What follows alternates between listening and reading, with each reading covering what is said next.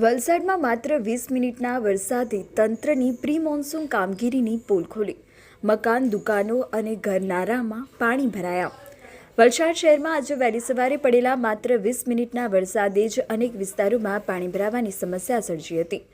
વરસાદને કારણે વાતાવરણમાં ઠંડક પ્રસરી હતી, પરંતુ સાથે જ તંત્ર દ્વારા કરવામાં આવેલી પ્રી મોન્સૂન કામગીરીની અસરકારકતા સામે પણ સવાલો ઊભા થયા છે.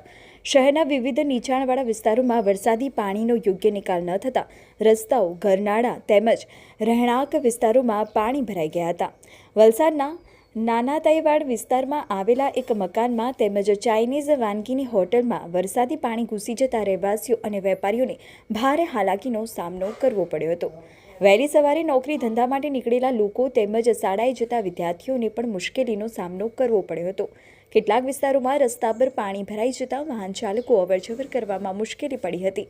નીચાણવાળા વિસ્તારોમાં પાણી ભરાવાના કારણે કેટલાક બેચક્રી વાહનો રસ્તા વચ્ચે જ બંધ પડી જતા વાહન ચાલકોને વાહનોને ધક્કા મારીને બહાર કાઢવાની ફરજ પડી હતી.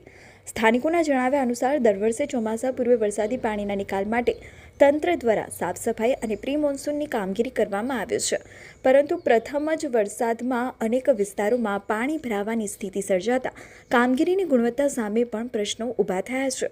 ચોમાસાની શરૂઆતમાં આજે સર્જાયેલી આ સ્થિતિને પગલે શહેરના નાગરિકોમાં રોષ જોવા મળી રહ્યો છે. સ્થાનિકોએ વરસાદી પાણીના નિકાલ માટેની વ્યવસ્થા વધુ અસરકારક બનાવવા અને પાણી ભરાવાની સમસ્યાનો કાયમી ઉકેલ લાવવા માટે તંત્ર પાસે માંગણી કરી છે.